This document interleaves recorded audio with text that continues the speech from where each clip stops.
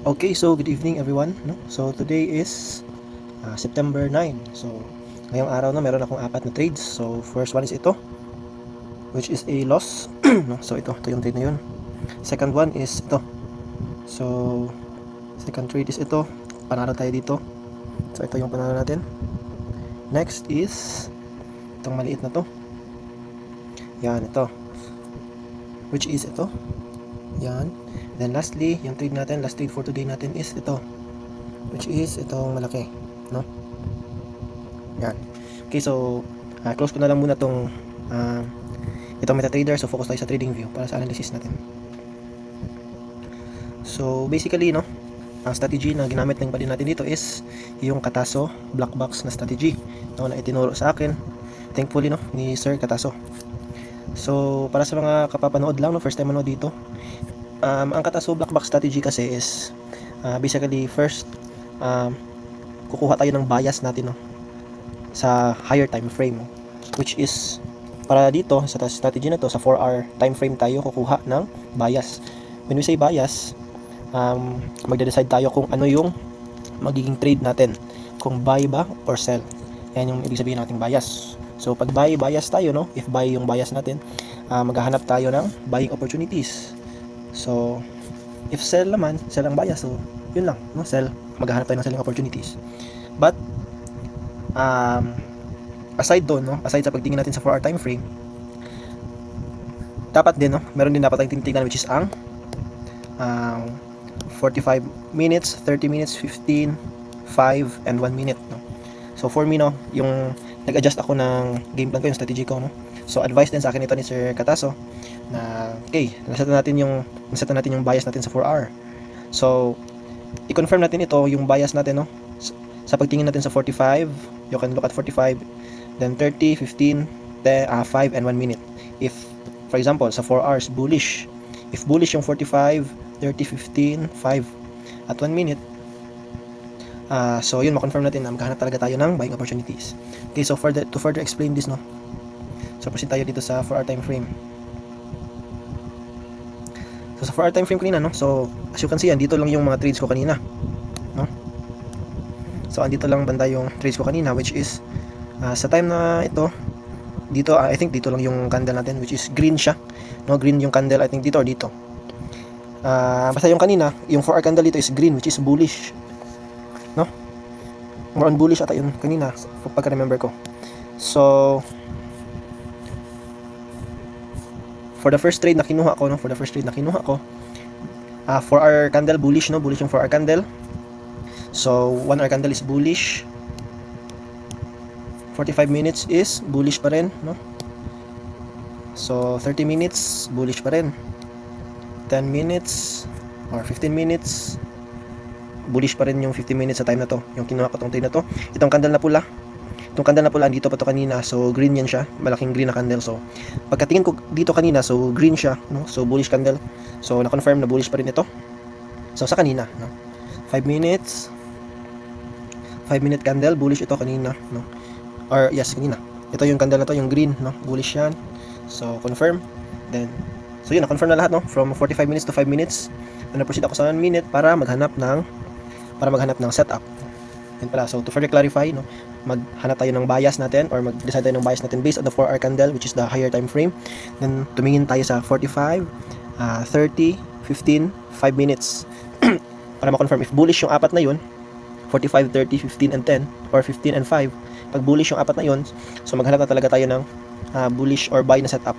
Yun. So sa magte-trade tayo, magpe-place tayo ng order, or maghanap tayo ng mga setups natin sa 1 minute na time frame. So dito, ang mga setups natin, no, so gagamitan natin ng Kataso black box. Basically ang Kataso black box, no, more on support and resistance level lang siya, no, support and resistance. So dito kanina, habang nabubuo itong price action dito, no, so meron akong kinuha na black box, which is ito. Meron siyang major na support, major resistance, no, sa 1 minute time frame ito. Then from the resistance bumaba siya, no, yung price dito sa 50%, no. So 50% ng tong box na to, no. So okay, mag-draw lang ako ng dito. Yan. So itong box na to, no, meron siyang middle line. So we call this no, the 50% portion of the black box or of the rectangle. So based na din ito sa study ni Sir Cataso din, no? So huge credit talaga kay Sir Cataso. So pag meron kang ginawang black box, no, meron siyang major support, major resistance, bababa yung price dito sa 50%. If magko-close ang price dito sa, if matatap niya, no, if matatap ng price itong 50% level, then magko-close siya above the 50% level. So yun na yung time na magpe-place tayo ng trade. Yan yung black box. Dito maghanap, since yung bias natin is buy, no, since yung bias natin is buy, magwe-wait tayo, no. So for example, nakapaggawa na tayo ng black box, no. So alam natin na buying opportunities yung ginagawa natin. And then alam na din natin na yung inaantay natin dito is yes, nag-tap na siya. Good. First na yan natin na confirmation, nag-tap na siya. Next natin na gawin is mag-wait lang tayo, no, if magko-close ba yung price above the 50% or below the 50%. So dito sa trade na to, nag-close siya above the 50%. So ito, no. So yun, na-confirm ko na maghanap ako ng buying opportunities. So nag-wait pa ako ng another confirmation candle. So for me personally, hilig ako sa ganyan until such time na dumating itong candle na to. Pagdating nitong candle na to, yun na, nag-place na ako ng buy. Yun, ano. So you may ask, no, sir, what if ito na nga, meron tayong black box. What if, sir, pumunta dito yung price? Yes, pumunta dito yung price. Then nag-close dito yung price. Itong candle na to, nag-close dito. So for me personally, invalidate ko na yon. So invalid na yung black box na to. Yan lang. So di na ako mag-trade yan kasi hindi siya sumunod sa gusto kong mangyari. So yan lang.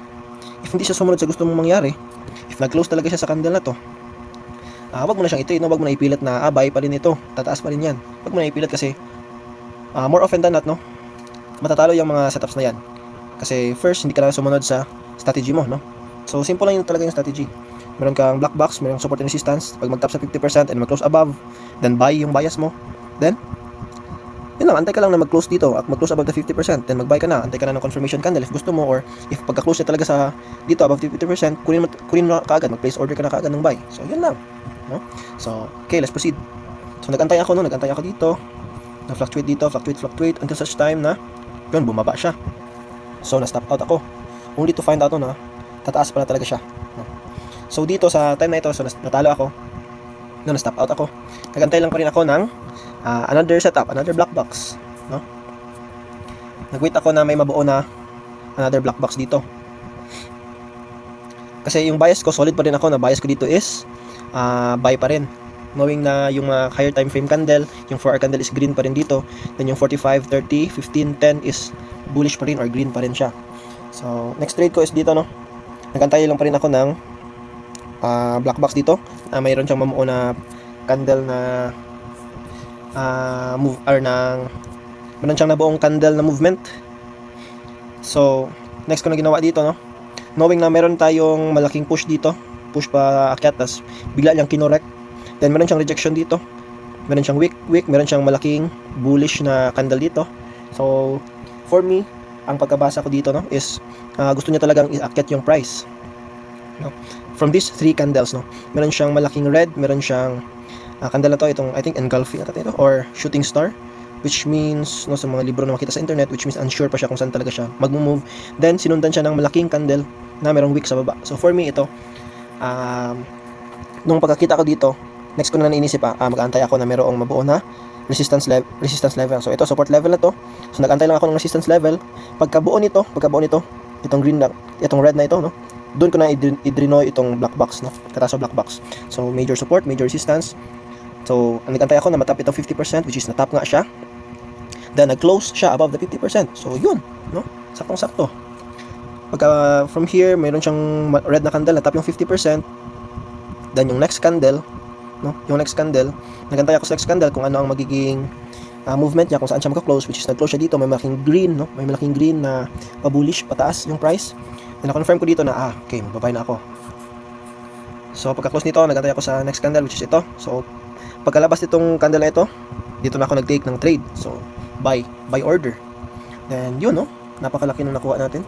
Hindi na siya naglaro dito sa red na area na ito, no. Umakyat na talaga siya, umakyat. Yan, until sana take profit tayo dito, no.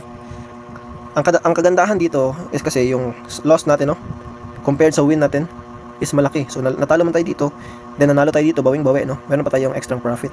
But that is not what we are focused about, no. So, para mas maging magaling tayo na trader, mas maging improve tayo, so mag-focus tayo sa mga talo na setup at panalo na setup, hindi sa pera na magiging natin, mapaprofit natin o matatalo. So, wag tayo mag-focus sa pera, mag-focus tayo sa mga setups na may papanalo natin para may tatalo. Kasi dyan tayo mas mag-i-improve if hindi natin iniisip yung, uy, magkano na kaya yung profit ko? Uy, alaki na ng talo ko. Paano ko kaya mababawi ito? So, if ganyan yung mindset natin, no, mas malaki yung chance na maapektuhan yung trading emotion natin, trading psychology. So, yan na yung cause na matatalo tayo.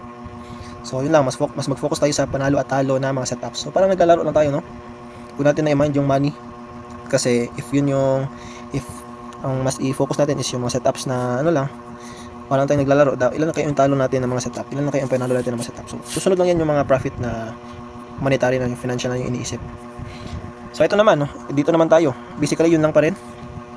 Para sa magtatanong bakit buy yung setup ko dito. Kasi pagkatingin ko sa 4-hour candle and sa 45, 30, 15 and 5, so bullish pa rin, green pa yung mga candle. That is why nag-anap ako ng support and resistance, no, ng Kataso Black Box. Nag-set up ako ng Kataso Black Box. Then meron tayong movement dito, no, sa 50% area.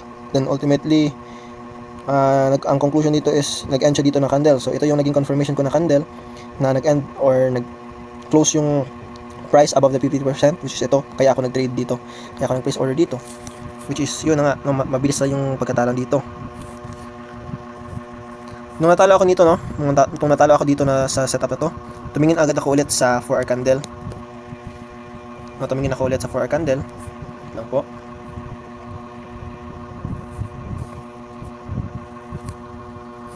Yan, tinignan ko. I think ito yung 4-hour candle na yun. Oh, yes, ito nga pala talaga. Ito yung 4-hour candle na yun. Pagkatapos ko natalo doon, tinignan ko itong 4-hour candle na to. So itong, I think if tama yung pagka-remember ko, meron itong wick dito na malaki, no, may wick na malaki. Then I think kakaunti na lang yung green na portion dito, kaya tumingin ako sa 1 hour, tumingin ako sa 1 hour doon, time na yon. Yan, ito na nga, no, meron ng wick, tapos kakaunti na lang yung green. I think ito yun if tama yung pagka-remember ko. Yan, okay. Ito yun. So for me, ang pagkabasa ko nun, bababa na siguro tong price na to. So yan yung thinking ko. Naming na meron ako nakitang malaking green na wick sa time na yon. So tumingin ako sa 45 minutes, no? 45 minutes. Meron pa siyang malaking wick. Kakaunti na lang yung green sa body ng candle. 45 minutes. 30 minutes and then 30 minutes. Yan, 30 minutes. So meron siyang malaking wick dito. Yan. Kahit na meron pa tong green dito ng kakaunti, nung nakita ko yung malaking wick, yun, enough na yun sa akin, no, na baka pababa na nga talaga yung price, no? So kahit meron pa siyang green dyan, no, hindi ko siya mababasa as buy pa rin ito, bullish pa rin ito, kasi meron siyang malaking wick, no? Meron siyang malaking rejection dito, no? So parang hinihila siya pababa ba, kumbaga, yung price. Then saan na yun? Ito. Yan, ito, meron siyang red. Yun, red na nga dito sa 15 yun. I think pagkatingin ko dito, ito yung candle na yun. So nag-red na siya talaga, no? Bearish na siya. So that's why na-confirm ko talaga na magbabuy na talaga ako dito. Buy na naman yung bias ko. Or sell pala, sell pala yung bias ko. That is why after nun, nag-set up na ako ng Kataso Black Box again. So after nito, so pababa siya ng meron siyang malaking candle na bearish. So ito, nag-set ako ng ito yung resistance level ko. Then nag-wait lang ako until such time na namuo itong candle na ito. So meron na akong support. So resistance, support, nagawa ako ng black box. No, itong black box na to. Then nag-antay lang ako na pumunta yung price dito sa 50%, then mag-close below 50%. No? Kung yung kanina, yung sabay, dapat mag-close above the 50%. Ito sa sell naman, magta-top siya sa 50% level, then mag-close siya below the 50% level. Yun lang. So since nag-close siya sa 50% level, no, ito nga, medyo late na nga ako naka-enter dito, no. I think late ko na nakita itong price na to, itong candle. Pero na-set up ko itong black box before ako, I think mayroon akong ginawa kanina. So late na ako, dito na ako nakapag-enter ng trade sa pantatlong candle. So I think dito pa lang dapat naka-place order na ako kanina. Yun, no, na-late ako. So continuation na siya, red candle. So pagkadating dito na candle, nag-sell order na ako. Yun na nga, no. Meron siyang movement pataas, which is na-reject, no, malaking rejection wick, pababa, no, until napababa na siya, no, dire-diretso yung bulusok na pababa. So ito, quick trade lang ito, no. Saktong-sakto yung setup natin. Napaka-timing din yung pagkakita natin, no? Pagkatalo natin dito. Pagkatalo dito sa buy setup na to, tumingin agad tayo sa 4-hour candle. So, kung iisipin din, no, saktong-sakto din kasi ito na kasi yung parang all-time high niya, no. Nung natalo tayo dito sa setup na to, trade na to. So, alam natin, no, na all-time high na ito. Itong price na to, 3659. Kaya, yun, tumingin agad ako sa 4-hour candle, sa higher time frame, para ma-confirm ko nga if pababa na ba talaga, no, yung price niya. Ito na ba talaga yung limit niya, no? So, kaya dito, saktong-sakto din sa higher time frame, dito sa setup na to, nakakuha tayo ng napakaganda nung black box natin na ginawa, oh. Napaka textbook talaga. Resistance, support, pumunta sa 50%, nag-antay lang tayo ng candle, then nag-close sa under the 50%, ito, under the 50%, then nag-take tayo ng trade, ng sell order, no? Then nanalo tayo, no? So basically yun lang talaga, no. Medyo mahaba tong video na to kasi meron kasi sa akin nag-request, no, kung ano ba yung Kataso black box na strategy. So ito, inulit ko na lang siya ulit for you guys, no. Yun, so sana meron kayong natutunan, and yun lang talaga yung Kataso black box strategy, no, na thankfully na ituro sa akin ni Sir Kataso. So hindi pa nga yun yung lahat, no, ng strategy niya. Pero ito, so sa ito pa lang na itinuro niya sa akin, no, kakaunti pa lang na itinuro niya sa akin. So malaki na yung changes sa trading ko. And isa sa pinaka helpful na sinabi niya, no, so wag tayo mag-focus sa pera, mas mag-focus tayo sa mga setups, no. Ito parang laro ng basketball. So kung ilan ba yung mga games na maipapanalo natin, no? So hindi tayo mag-focus sa ilan kaya yung magiging profit natin today, ilan kaya yung magiging loss natin today. So wag tayo mag-focus sa ganyan. Mag-focus tayo sa ilan kaya yung setups na maipapanalo natin today. Yan, dyan dapat tayo mag-focus kasi malaki talaga ang kaibahan, lalo na sa trading psychology natin. So yun lang, no, wala na akong trade for today. Kanina lang ito, I think before 4 p.m. Before 4 p.m. I think 3 p.m. tapos na ako nag-trade for this day. So yun lang guys, and good evening, and maraming salamat sa panonood. Please like, share, and subscribe po sa mga hindi pa nakasubscribe. And yun, libre lang yung YouTube natin, no? Kung ano yung itinuro ko, yun din yung ginagamit ko. So salamat guys sa panonood, and good evening.